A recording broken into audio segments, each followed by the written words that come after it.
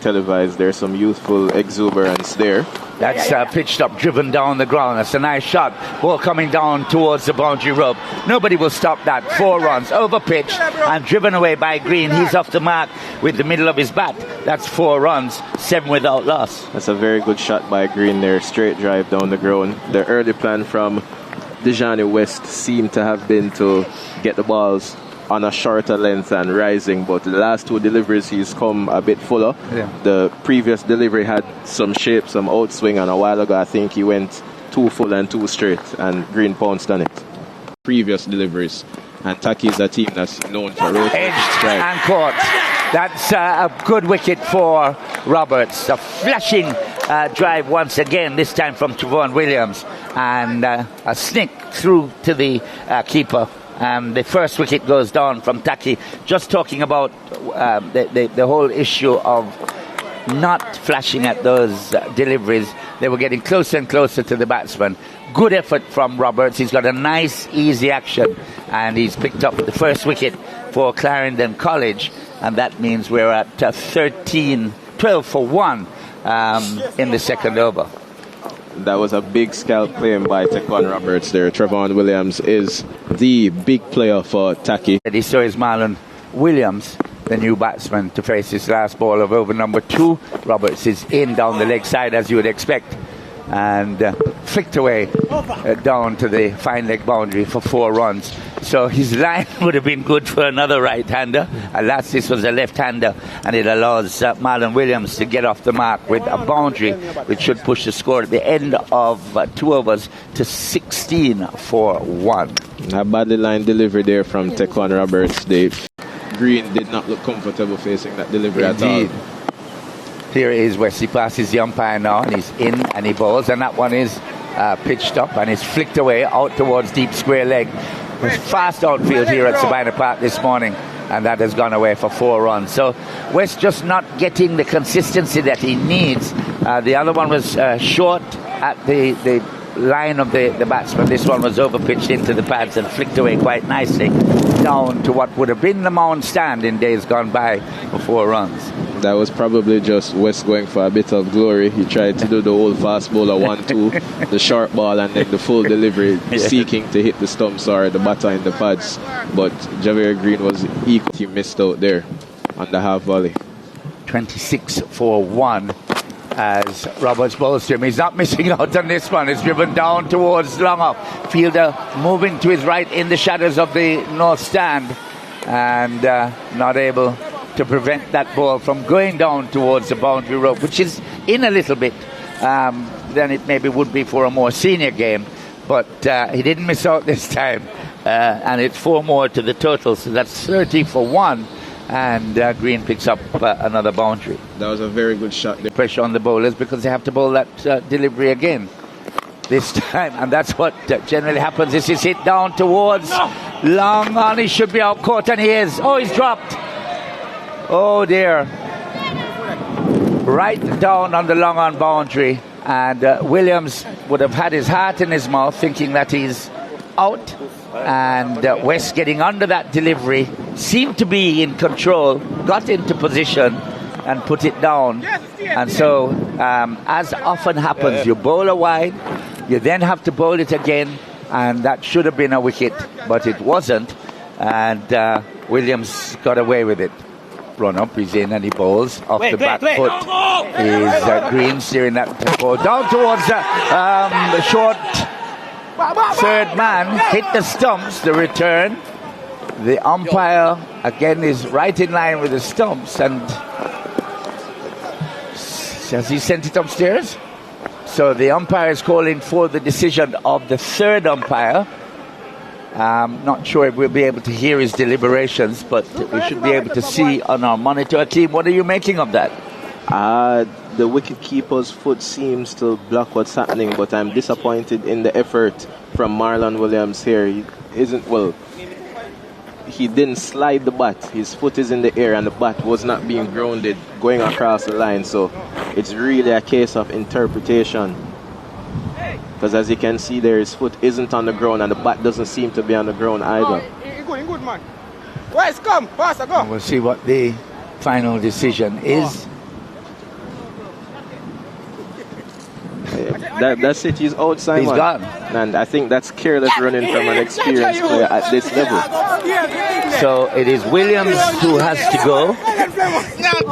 And that is a good effort from the... Remind ourselves that these are still schoolboys. And they don't always bowl to the skipper's plan.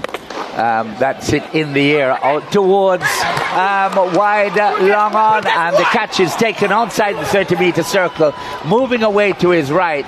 And Green looking to pull this ball through the onside, made it maybe a little too early, and hit it out towards a wideish mid-on. Another wicket goes down. We're in the 5th over, and Green, who looked quite aggressive almost from the start, maybe a little too aggressive on that occasion. Walters picks up his first wicket in his first over, and Tacky lose another scalp, having chosen to bat first here at Sabina Park.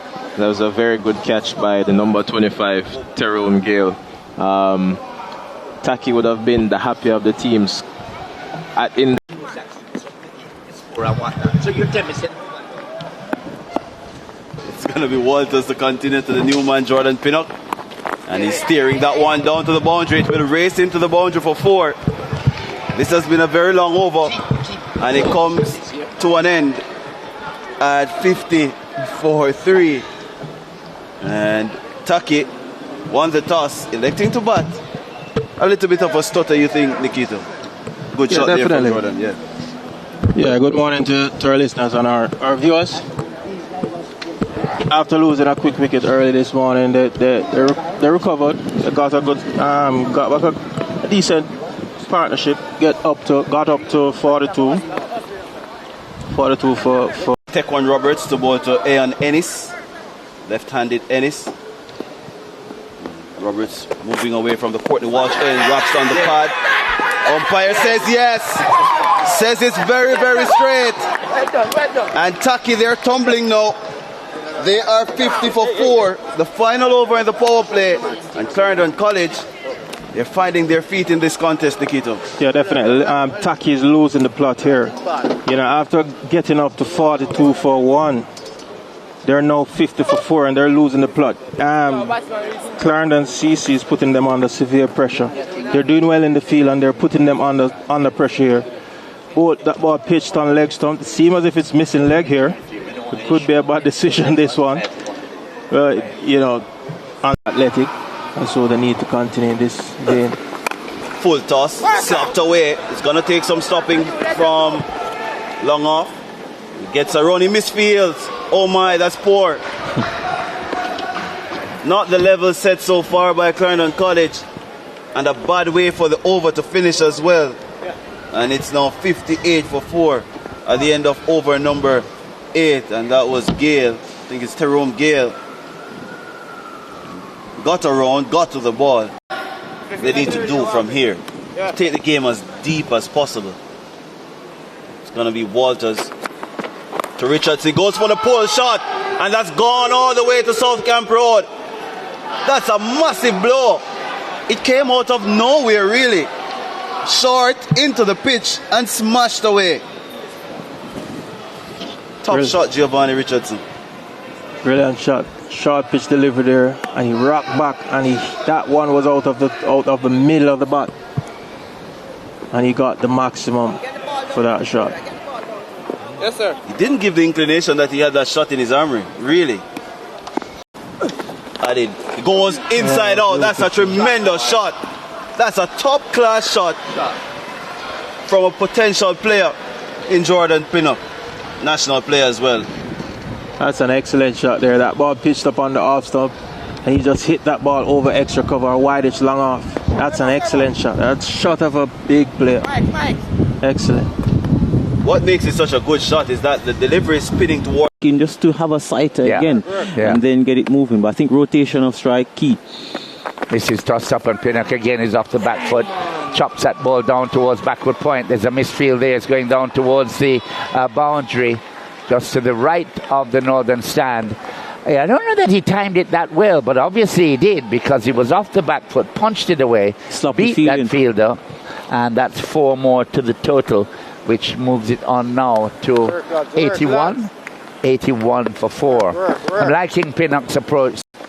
As this delivery is stop, he's bowled him. How did that get through?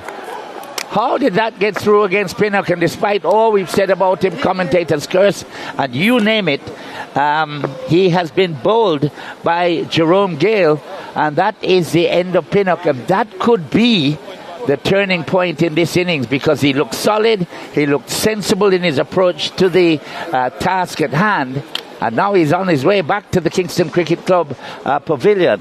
He's gone. Yeah, misjudgment there. He was trying to hit that. There was a big vacant mid-wicket region, and you could see him trying to angle that bat, trying to 121-25. I think Taki want more than that. Yeah. I'm assuming that Clarendon College will be okay. That's what Taki want, boundaries. Well, they've got a boundary there, because that was a full toss from Gale, smashed away out towards deep mid-wicket, and 4 more to the total. 93 for 5, and a few more of those, and they'll be quite happy with their position in over number 14. As this is one of those. This is out towards deep mid-wicket once more, and that's dragged away for 6 runs out towards the blue seating below the northern stand here at Sabina Park in bright sunshine. That is crashed away for 6, which 99 for 5 in over number 14. It is the momentum swinging back towards Tacky on the back of this innings from that he can hit the ball out of the park. As this ball is fired through, and a shout of how's that? Umpire Williams having a look at it. Up comes the finger, and he's gotten the wicket that he wanted. Palmer pushed that one a little quicker, taking the pad. A loud shout for LBW, and answered in the affirmative by the umpire. And once again, just as Taki looking to get the momentum to bring about some runs that would put pressure on Clarendon. Clarendon throwing the pressure right back at the Taki batsman, picking up a crucial wicket there. Yeah, that one was flatter. As we look at it now, and the ball seemed to be, I think that was a bit too high. That was going over the stumps. The ball has been bouncing a lot. Hit him just above to Jack one. This is in the air. The wicketkeeper doesn't see it. It almost dropped on his head. He didn't spot it. That's surprising, Jerome. I think it's the first time I've seen something like that. The ball took a top edge and went up in the air, and the keeper, the lost sight of it completely, had no idea where it was. Yeah, no one said it to him, to be quite honest. There was a batter going across the delivery trying to hit it out of the ground, and it went straight up. Operation of the spinners based on what they've bowled. This is in the air. No, it's not. It's hitting him on the front pad, and the umpire says he has to go. Well, the bat was in the air, but the ball cannoned into his front pad. Richardson can't believe it. I think he's signaling to the umpire that he came off the bat. But that doesn't matter. The index finger is what matters. It was raised, and it suggests you have to go. Let's take a look at it again from Cameron. Flighted. Well, it's caught behind. Yeah. That's an interesting. Johnny West. That's down the leg side. Nice pace. And maybe with the part-time wicket-keeper, I didn't expect it. And it goes into the boundary for 5 wides. And these are precious runs based on what we're seeing here on this halfway through the over. Bowls him. You could telegraph it. Flighted. Noyan trying to hit that over mid-wicket and missed everything. The ball didn't miss everything, though. It cannoned into the middle stump. And that's the 8th wicket down for Taki at 117 for 8. Giovanni Palmer with his second wicket. I'm really impressed with the captaincy from Clarendon College. Despite it being the latter overs in the innings, you also have West again. This is coming towards us. That's gone all the way. Bang into the stands. A full toss. And that's what Jaquan Jackson has been searching for, a free hit. And my, that was very, very free. Jackson deposited that one at least 20 to 25 rows back into the stands. He's been hoping for a delivery like that, an opportunity for him to free his arms, and he got a gift there from West. Full toss just about knee height on the 5th stump, outside half stump. It's hit me where you want to. Yeah, and that's what he did. Almost went to Holy Trinity. And the good thing about that as well is how Kennardo Cameron has the ball in his hand. Serves it up, and there's a loud appeal for a stumping. Umpire Jackie Williams doesn't even send it upstairs. He sends the batsman back to the pavilion. And the 9th wicket goes down for Taki at 128 for 9. And again, not much awareness from McDonald. Might have been better served in getting Jackson on strike by just pushing that ball down the ground. Look at it again. Big swing, big heave. It's a very good call from the umpire. Quality decision by the umpire. Well, it's a quality umpire. An international umpire. 120 points here. He's pushing this up to, and he runs it straight to the bowler. He's gonna be run out. This is comical. What was he doing? He pushed it straight to the bowler and charged down the wicket. Ended up embarrassing himself on the floor. He was really grappling, and the innings falls at 128. And this is what we were saying, Jaquan Jackson, you might end up not getting the strike. Yes, what was Newton doing? Well, the thought process was good, Jerome, but the execution just was not there. You can't run a single to the bowler on the pitch like that. It's comical, really. Ended up on his knees on the ground. When the throw came in, he was still short. 120.